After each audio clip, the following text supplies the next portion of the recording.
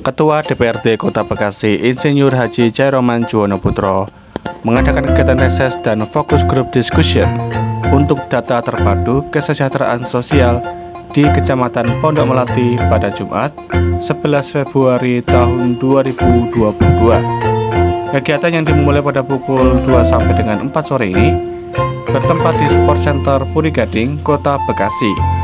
Dalam reses kali ini dihadiri juga oleh anggota DPR RI fraksi PKS Komisi 8 Haji Nur Azizah Tamhid dan Kepala Dinas Sosial Kota Bekasi Dr. Haji Ahmad Yani. Apa yang menjadi penyebab tidak meratanya dana bantuan yang harusnya sudah diberikan untuk bulan Januari ini sehingga masih jumlah 13.000 saldo kosong.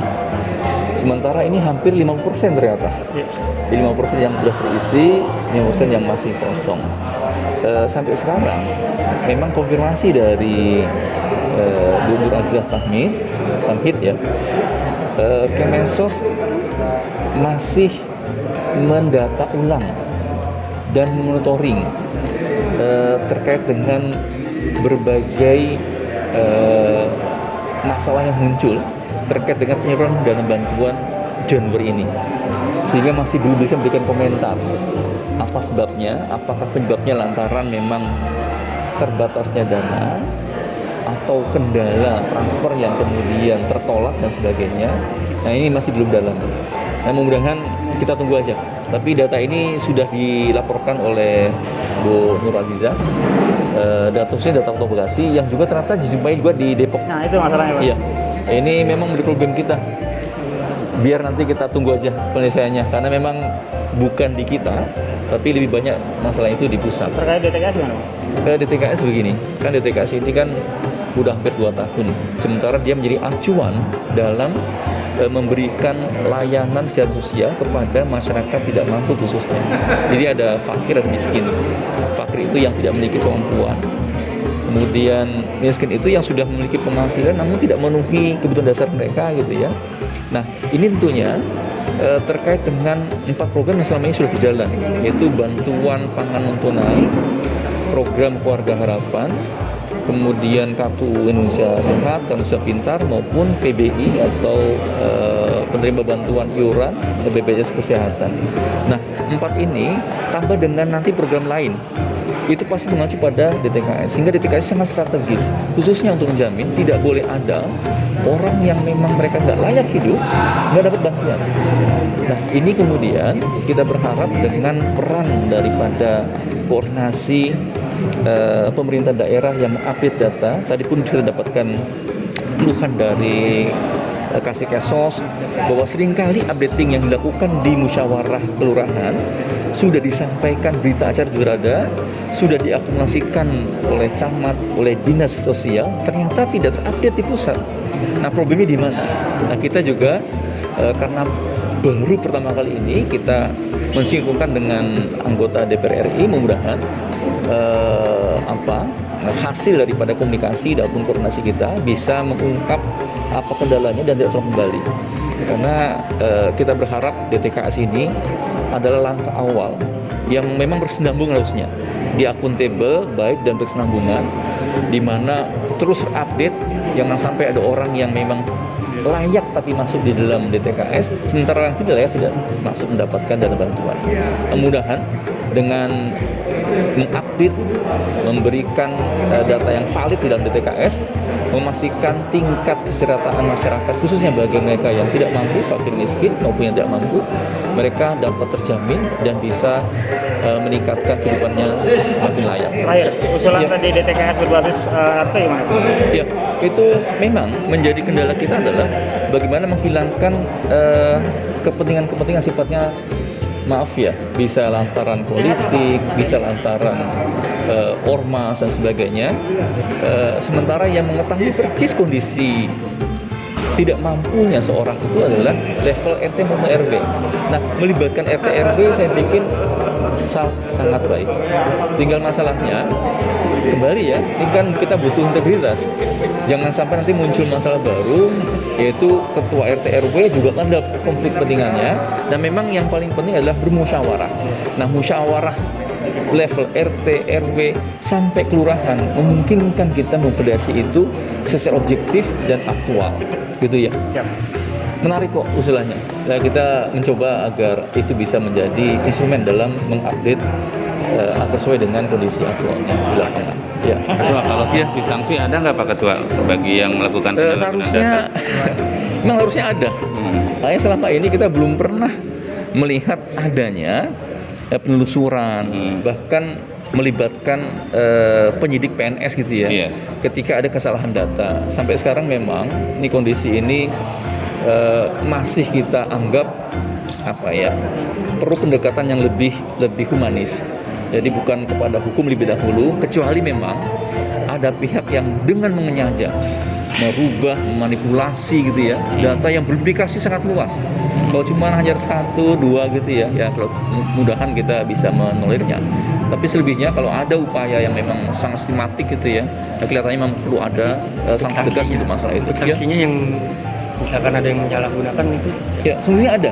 Di dalam peraturan itu sudah ada. Karena setiap data itu terkandung amanah dalam kaitan nasib masyarakat yang memang tidak mampu. Yang kedua, kerugian negara apabila orang yang mampu ternyata mendapatkan itu. Gitu ya. Oke. Iya, supaya petasaran maksudnya. Siap. Bismillahirrahmanirrahim. Assalamualaikum warahmatullahi wabarakatuh. Waalaikumsalam. Saya nama Nur Azza Tamhid, domisili di Depok sebagai anggota Dewan Pusat fraksi PKS di Komisi 8, hadir di Kota Bekasi di Kecamatan Pondok Melati. Ini atas undangan Bapak anggota Dewan DPRD Kota Bekasi, yaitu Bapak Khairuman, yang dalam hal ini yang dibahas dalam reses ini terkait DTKS, Data Terpadu Kesejahteraan Sosial, yang ini memang selalu menjadi permasalahan di masyarakat. Sehingga kaitannya dengan saya di Komisi 8 sebagai anggota Dewan, saya memang punya tugas untuk memberikan advokasi.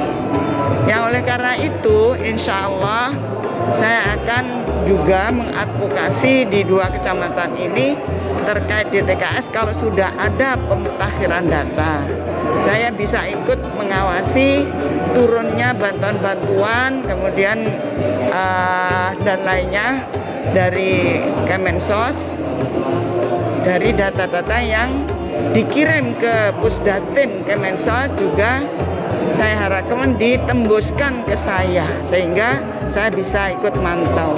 Ini yang perlu saya sampaikan.